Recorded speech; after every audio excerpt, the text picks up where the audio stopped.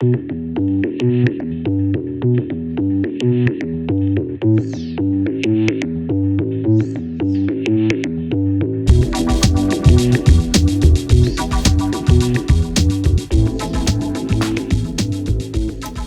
how you doing? Welcome to another episode of Lost Like Mike. I'm your host, Mike Gonzalez. Thank you for subscribing, for sharing the episodes, and for sending me messages at lostlikemike@gmail.com.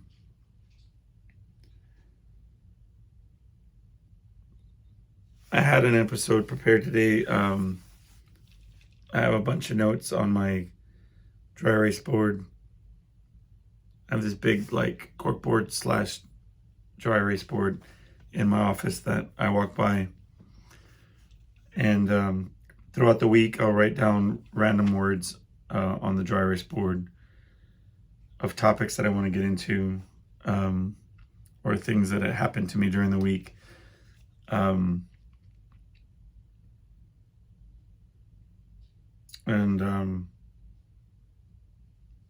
I sit down here, I can look up at the board and say, oh yeah, well, then have you ever thought of this, or have you ever noticed that, or this happened to me, sort of. That's the idea of the show. And I record episodes on Sundays. I have a certain amount of time, I have a window, and if I don't hit the episode during that time, then I'm typically chasing my tail all week trying to find time to knock out an episode, and it's usually a shorter one, and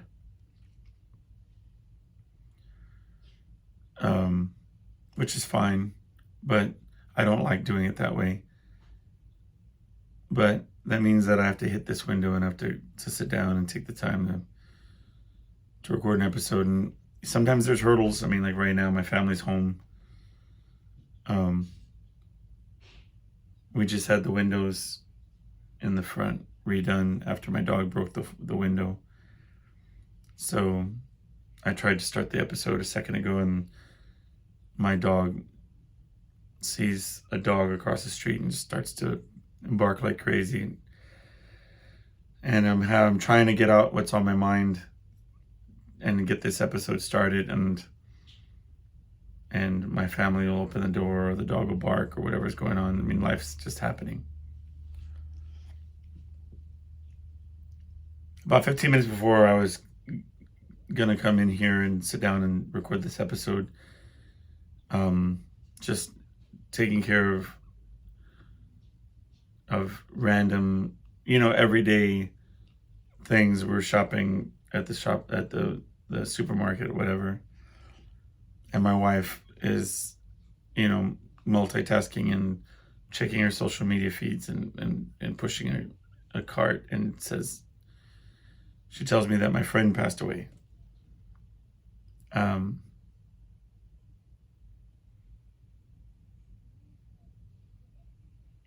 And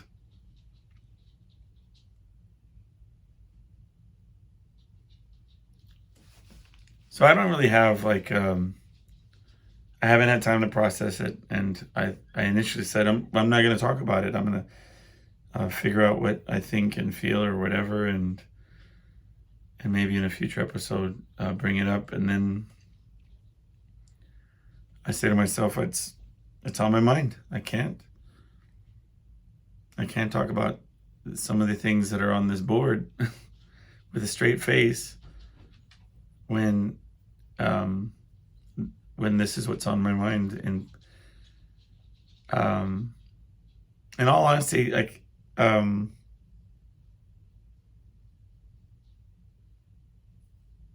think the reason why this is it's impacting me in the way it is because I was pretty comfortable in my denial.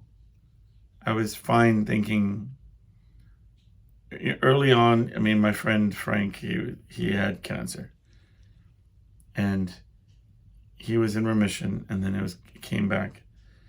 But then he had steps that he was taking to beat it again.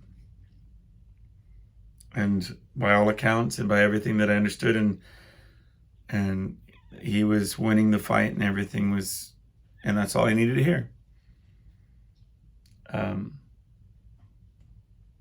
I convinced myself that he was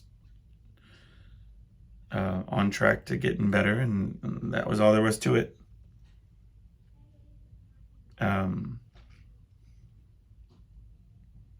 So there's a bit of shock there. There's a bit of like out of the blue, with in a way that somebody who's battling against cancer can be out of the blue.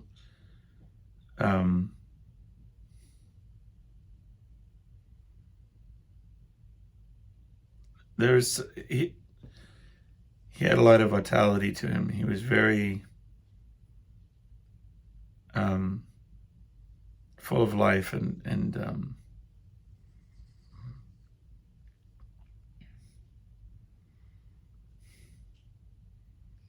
we played music together.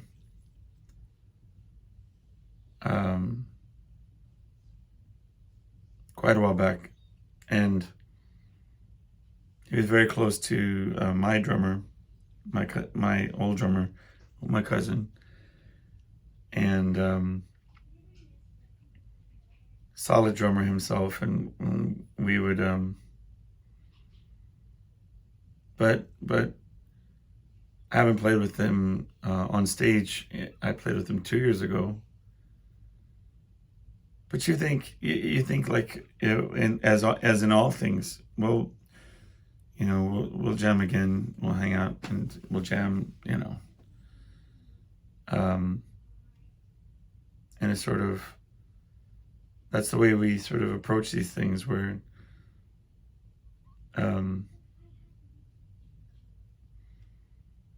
there's always the next opportunity.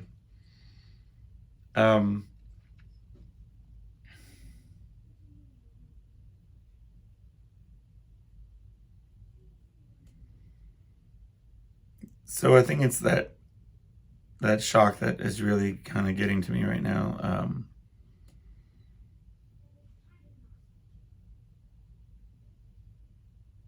Obviously my thoughts and prayers go out to his family, but I remember, yeah.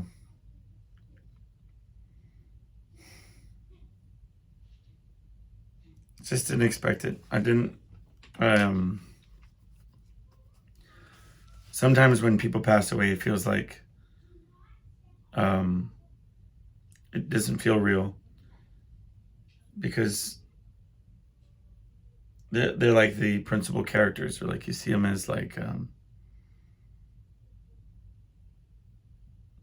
there's so much, like that's not how the story was supposed to end with this one. Like, it just didn't make sense, and it doesn't. It really, and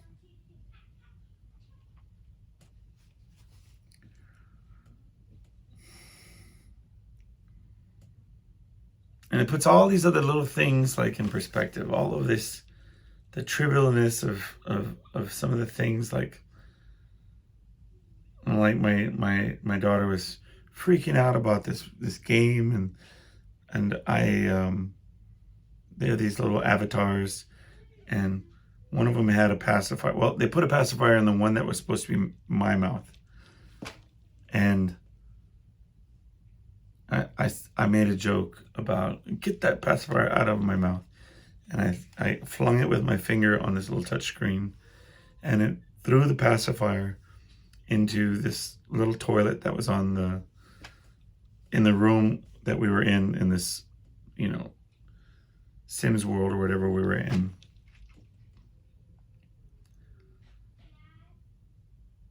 And it flushed it, and it was gone forever.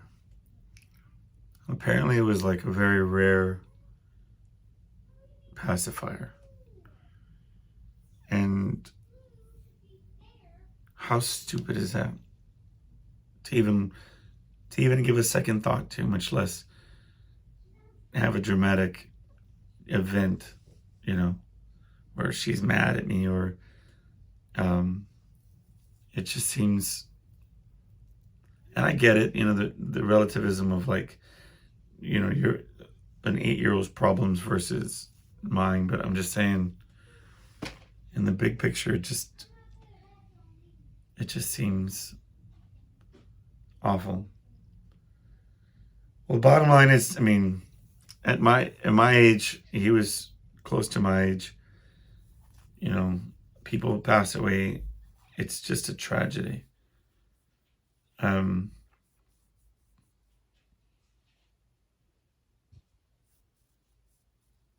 It's, it just is. He had so much going on, and I think that's all we can hope for, is to have a good long life with a lot of opportunities to live it to its fullest. And I'm not saying he didn't live it to its fullest. He really did. But it's the kind where you want to be able to say, sit around in your old age talking about the glory days or whatever. Not it's just sad when you lose somebody.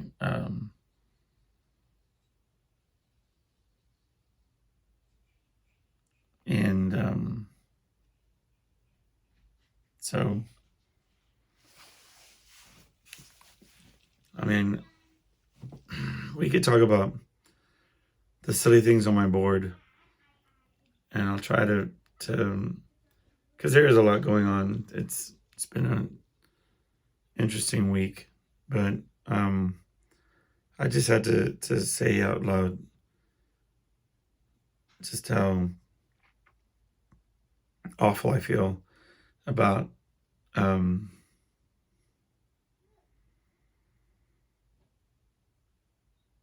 his passing, because I really think that a lot of folks were rallying for him, myself included. I just took it for granted. The assumption was there that he was going to beat it. It wasn't even a question. And now that he's passed, it just feels like, I don't know, it feels like I have no grasp on reality of things. Like, if that could be true, then I don't know what's what. It just seems so unfair and abrupt. And I don't know how to feel about it, or how to rationalize it, talk about it, to articulate it.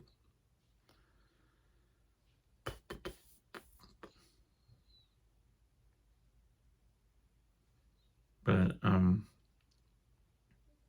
I pray for his family, and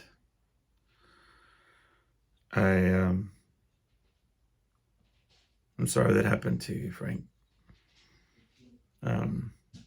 I'm glad the pain is over, and I hope that you're in a better place.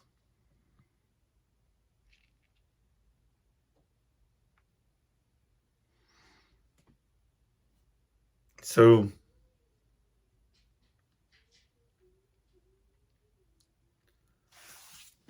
my son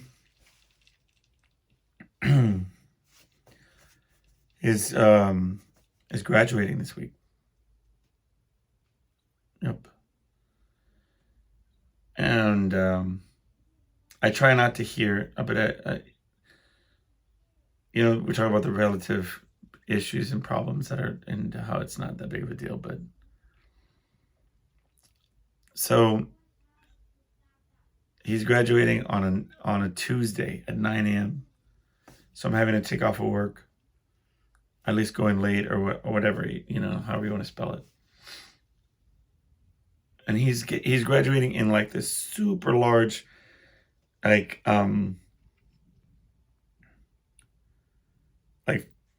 just giant stadium. It's called the Alamo Dome here in San Antonio. It's ginormous, right?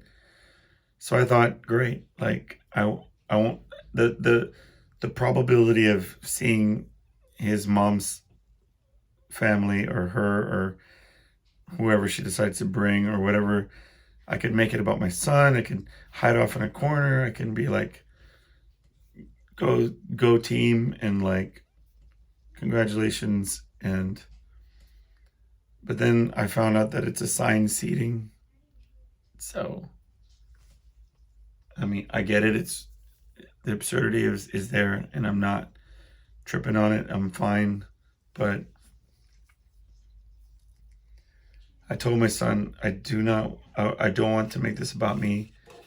I want it to be about him. I'm gonna be there.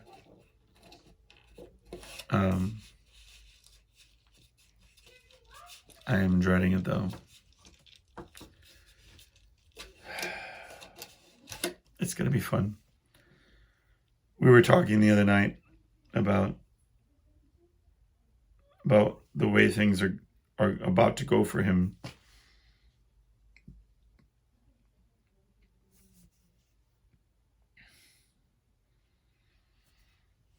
And it's really kind of on a larger, just everything's about the next thing, you know. He said that his last day of school,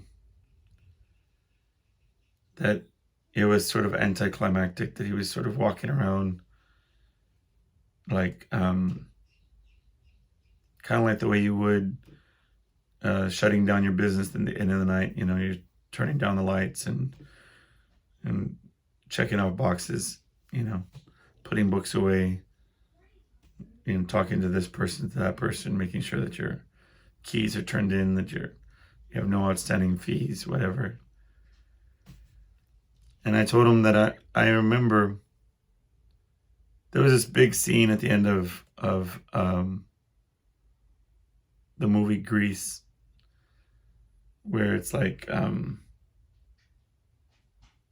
that's the way you picture a last day of school going, right?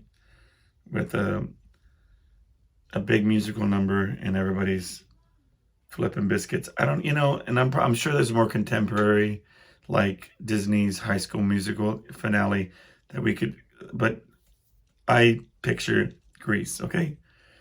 So you would picture like a big musical number and everybody's all chummy and it's heartfelt and you say goodbye and it's significant. I remember on my last day of school, when I graduated high school, they had this big Coke sponsored event, and so everybody had these free, they were giving out Coke bottles for free, like plastic, what do you know, just Coke everywhere. And the kids were shaking the bottles and spraying each other with like Coke, right? And it kind of was a big spectacle. But I remember sneaking out, you know, shoving some Coke bottles in my backpack and then like running out and then like looking back and seeing all of this mayhem with Coke spraying everywhere and everybody's kind of running around and it's this big thing. And half of me was running away going, phew, I didn't get caught up in it. They didn't catch me with all that. And the other half of me was thinking, dude, I really should like get in it and just have fun. But I didn't. I lived about, 200 yards from the school, like literally like the block, 2 blocks away, So I just ran home and did nothing. Anyway, but so he was saying how it just wasn't a big deal. Like these big significant moments in your life that you think are going to. I think that it was something that I had a teacher in high school, and they said there's a reason for the pomp and circumstance, right? Which is what they refer to as like the formality of having like a graduation with the significance of like walking across the stage and the name calling out over loudspeakers and rounds of applause and the music and all of that. It's to give credence to that event, to give importance to that moment.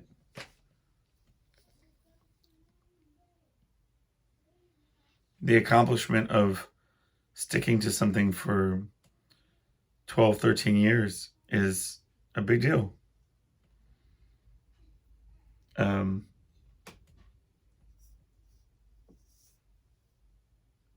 I think that's what haunts me or bugs me so much about my college experience.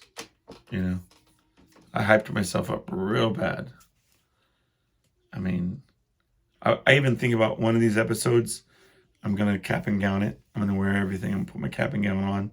And I'm not even going to say anything about it. I'm going to have it on with my stupid tassels and whatever. And I'm going to introduce the show. And if you're watching it on YouTube, you'll be like, is he wearing like a cap and gown? That older man. And I won't even talk about it. I bought it. I remember walking for years at the university and staring at the gift in the bookstore gift shop and seeing this mannequin wearing this cap and gown, you know, passing by the tables when they would have the people doing the class rings and whatnot, and thinking, you know, keep your nose to the grindstone, keep working hard, one day. And I did that for 2 years at the community college and got my associates, but another 2.5, 3 years in the university, man, every day. You know, and then COVID happens and then I don't even get to wear it. I've often thought about petitioning the university to maybe, you know, do some like makeup walking across the stage, class of 2020. Every year it gets a little bit more far-fetched, but I have a face mask that was given to me by my university, and it says pandemic graduate 2020. How random is that? But anyway, so like I told my son, it's all about him. I want to make it about him. I want him to enjoy the graduation. If they're taking him out to lunch, I'll take him out to dinner. If they're taking him out to dinner, I'll take him out to lunch. You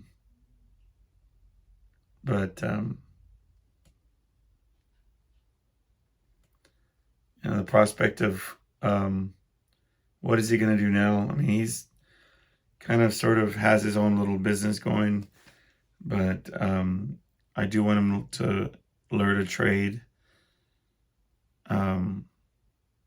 I'd love for him to go to college, but you sort of see it on the writing on the wall, right? So he's very smart, highly intelligent, but he's never found that sort of groove.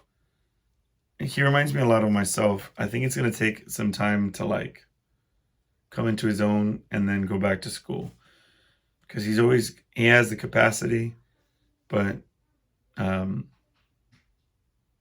you know, he's still in that formative stage where he's just got a lot of messing up to do. And yeah, that's what that is. But we're talking, he's like, what's next? You know, like I wanted to get him a shirt, because I was trying to explain to him, it's like, you have that run, rabbit, run mentality. From a Pink Floyd song, dig that hole, forget the sun.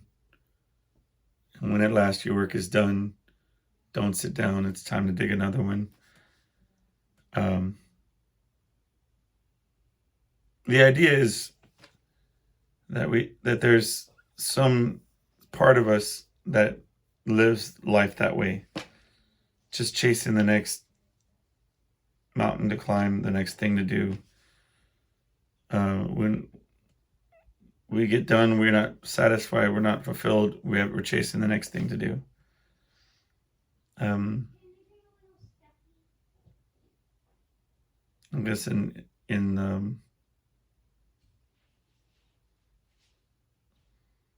the perspective of things that we've talked about today, it's sort of,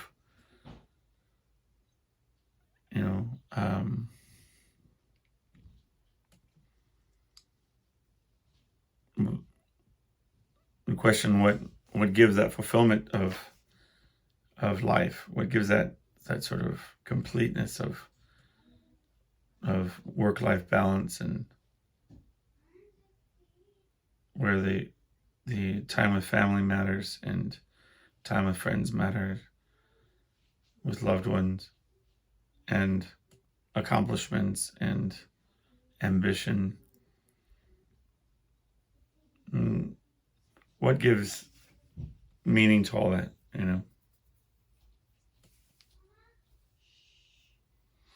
But anyway,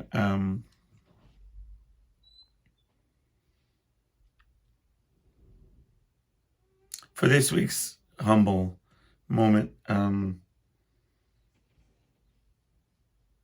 my daughter wrote a message on my dry erase board.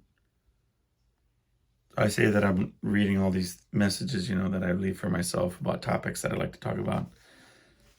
And I just noticed, and I've seen it throughout the week, but like when you see something so many times, you sort of dismiss it, and it's like, but she wrote a big note. It says, "You smell like poop."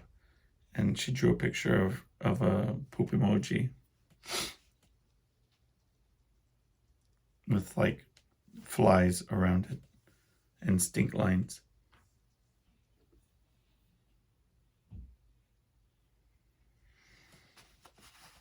Yep, that's what I look at every day.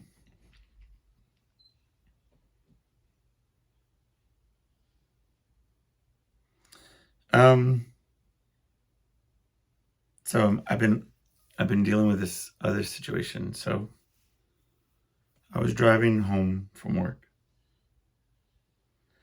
and I've been beating myself up for this, but there's really nothing I could do. But let's hear the story. I was driving home, and there's traffic, but there's like, we're all going about 40, 45 on the access road.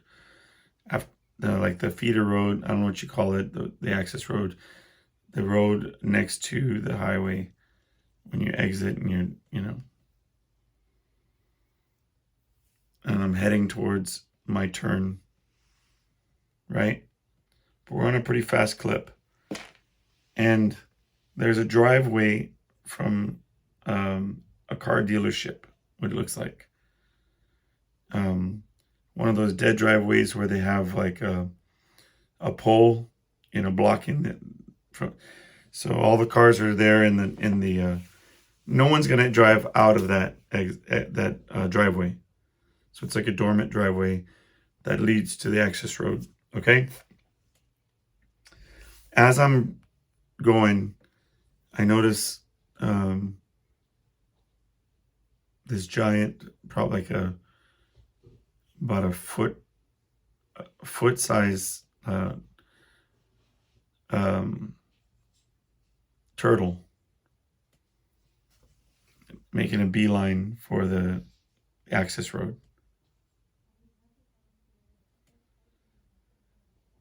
Like maybe 8 feet from the street, but making its way, right? And I mean, So they say turtles are slow, but this guy was like kind of really going. But even then, I'm like, oh snap, that was a turtle. He's walking out. Why is he walking out to the street? Right. This is all happening very quickly, and I say, my mind's going really fast. And then I say, in my head, I need to pull over, and I need to run and grab that turtle, because that turtle's running right out to the street. Okay, no shoulder on this access road, right? And so the thought process is like you're going 10, 20, 30, 40, 50 yards, and I'm trying to find anywhere to pull in or to park, and I would have to run that distance back. You have to pull off, park, run that distance back. And there was nowhere to park. There was nowhere to get, no shoulder, no area. And by the time there was one, it was a good 100 yards away. And then I'm thinking, dude, like, I can't run. So how am I going to get to it before it gets hit?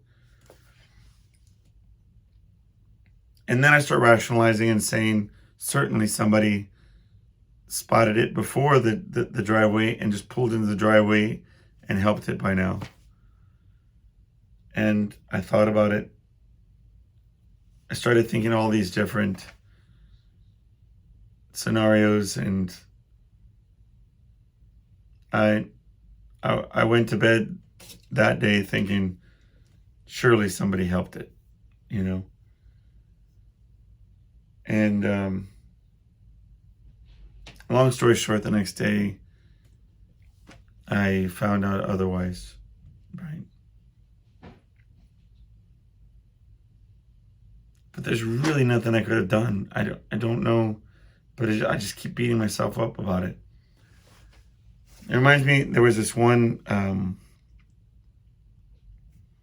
time I was driving on the other side of town, picking up my son, and this big dog was running like on this grassy hill next to the highway,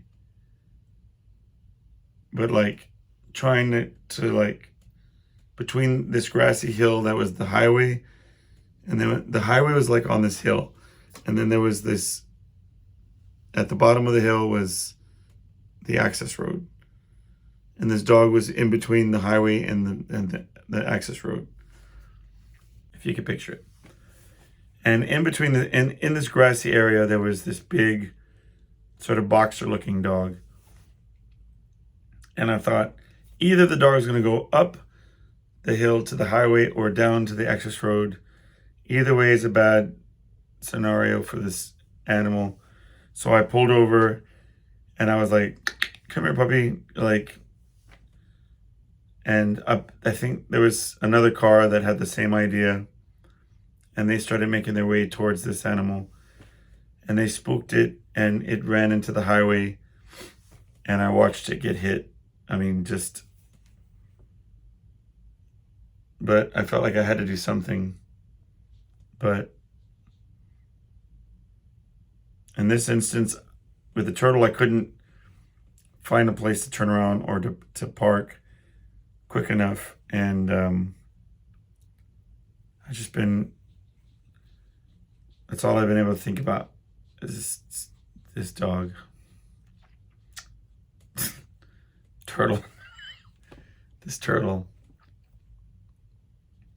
See, because I'm still carrying that weight from that dog. What a breakthrough. So true. Yeah. Anyway, it's been kind of a downer episode. Understandably so.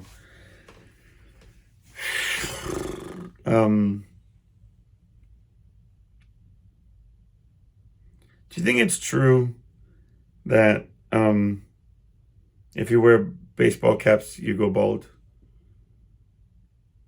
Let me know. Write me a message. My wife says it's a myth, but I have been avoiding wearing ball caps because I don't want to go bald.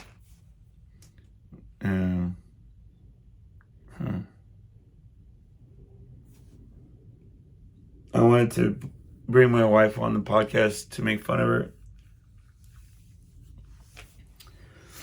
I mean, I don't need to make fun of her, but it does. It makes, I do like feeding off of making at her expense. I have this running thing with her that I don't want to sing at church.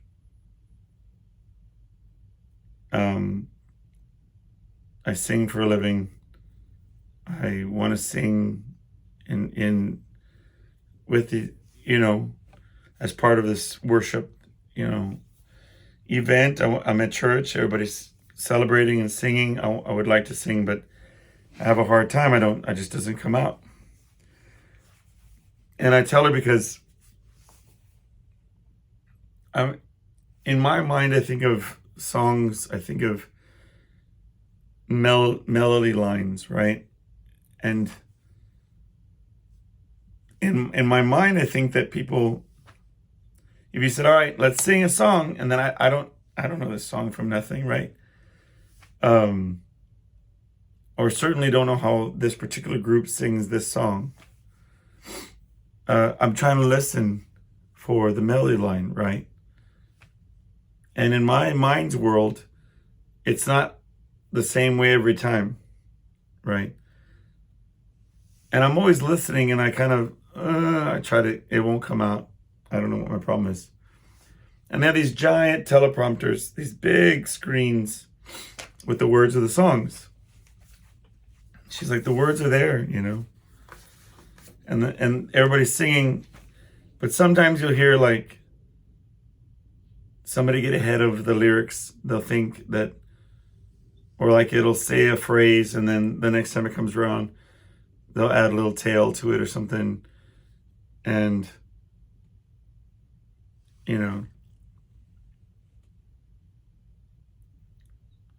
and so we were at church last week. Was it last week?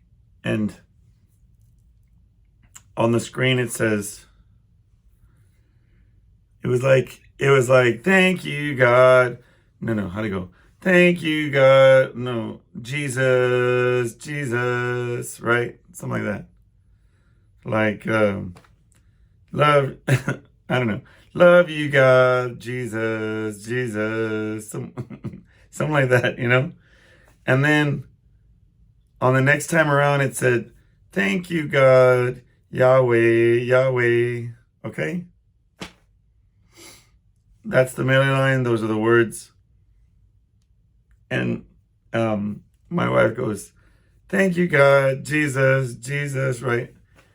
And then it comes around again, and she comes to me, and she's, all right, thank you, God, yeehaw.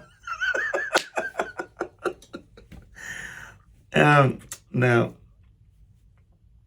man, I wish she was here. Here's the truth, okay? I told her that it would be much funnier if she actually did it. She did catch herself. The words pop up on the teleprompter, thank you, and she got about to thank you, God, before she was going to say, yeehaw. Well, when it said thank you, she caught it, and then she leaned over real quick and she said, oh snap, I thought that said yeehaw. And I fell about the place laughing, and I said, oh my God, I have to make fun of you now on the podcast. Like, I have to tell everybody that is absolutely the greatest thing that you could possibly have done. But case closed, right? I mean, I don't think I can you know, I don't want to sing the wrong words. Or, anyway. So every now and then I'll say, thank you, God. Hee-haw, yee-haw. To bust your chops about it. Yeah. I think they went for a walk because, you know, it's gotten quiet in the house. I know they were. It's not that I was upset earlier with them.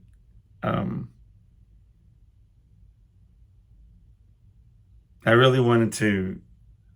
I just wanted to, as with all episodes, I don't like to stop and start when it shuts off on its own.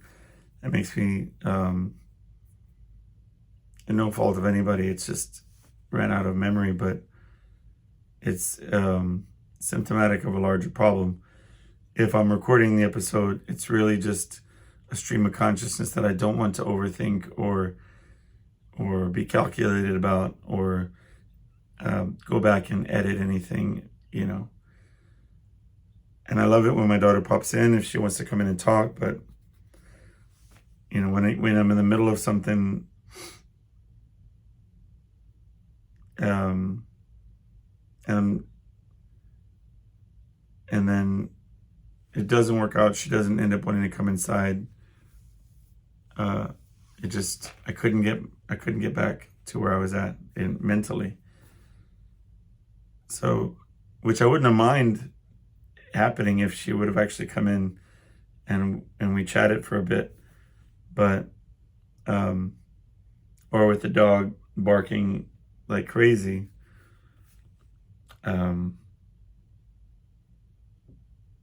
I couldn't get my mind back to where it was, you know. And that's why it was sort of a daunting thing to me.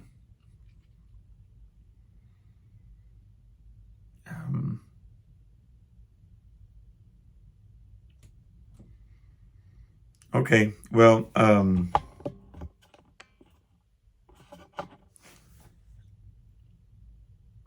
please like and subscribe and send me messages at lostlikemike at gmail.com. One last thing, I was looking into, it's hard because this is categorized as a hobby.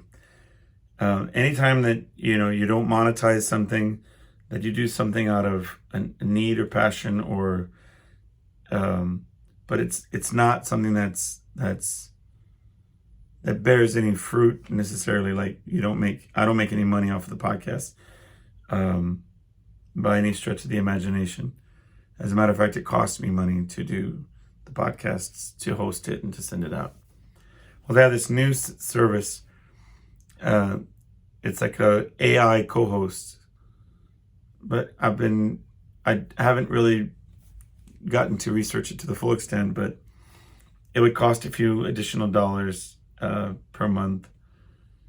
But the host would make suggestions for topics to talk about. It would do chapter notes and all of the things that other podcasts have to, you know, further legitimize the podcast, and even make title suggestions for the episode. And I'm looking into it. Generally, it would cost a little bit more per month, but I thought it might be interesting to have an AI co-host that I can't even imagine what it would be like. Like, how are you doing today? I don't think it would be like a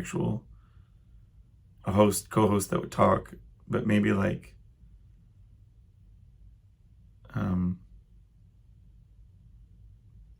you know, would send me messages or something. I don't know how it works, but I've been thinking about doing it. And so maybe send your thoughts in the comments or in the email, what you think about it.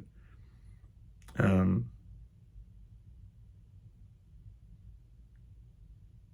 my wife was like, she said she'll come back and hang out every now and then. And I said, well, since the one episode you did do, I brought it up periodically, like, hey, you want to come back on? And every time it's like, you know, it's like the biggest cold shoulder of like, I have like to wash my hair or do my laundry, or it's not you, it's me. Excuses that I'm just like, whatever. I'm just going to get a robot that makes title suggestions. All right. Anyway, y'all have a good week, and take care of yourselves.